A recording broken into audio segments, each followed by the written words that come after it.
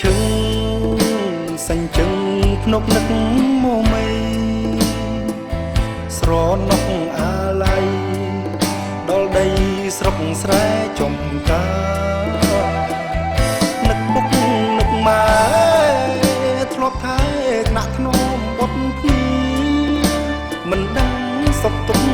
យ៉ាងណាចិត្តកូនសោកថាឥតស្បើយ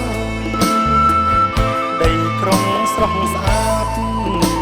សង្វាតផ្ញើខ្លួននឹងភ្លេងជាយាមច្រៀងលូកសំលេងការងារកូនរកបានហើយស្អែកនេះទៅស្រុកជុំរៀបម៉ែពុកឲ្យលោកបានស្បើយយើងលែងលំបាក់ទៀតហើយម៉ែអើយពុកអើយឈប់ភ័យរកស្ដាប់ភ្លេងពុកតែងបែបបុនស្រុកស្រែធ្លាប់គេងកោយលើភ្លៅម៉ែបំពេ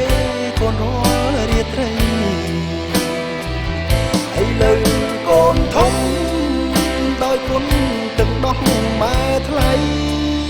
សូមលោកទាំងពីរកុំភ័យកូនសុំធានារក្សាពុកអើយម៉ែអើយបទនេះកូនច្រៀងជូនស្ដាប់បទភ្លេងទំនុកសាស័ព្ទស្ដែងពីទឹកចិត្តស្នេហាជាអ្នកចំរៀងខំច្រៀងគូនឹងហ្គីតារកប្រាក់ជួយជ្រោងគ្រួសារជួយពុកជួយម៉ែឲ្យស្បើ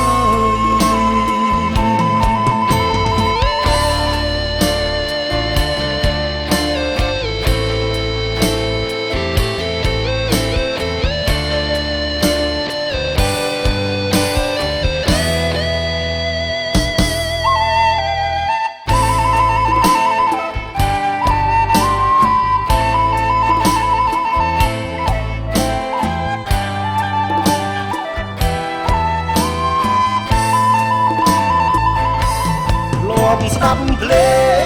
ងពុកតែងបែបបុនស្រុកស្រែ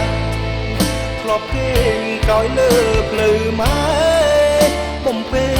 កូនរាល់រាត្រីឥឡូវកូនធំដោយគុណទឹកដោះម៉ែថ្លៃសូមលោកទាំងពីរកុំភ័យកូនសុំធានារក្សាពុកអើយម៉ែអើយបទនេះកូនច្រៀងជូនស្ដាប់បទភ្លេងទំនុកសាស័ព្ទស្ដែងពីទឹកចិត្តស្នេហាជាអ្នកចំរៀង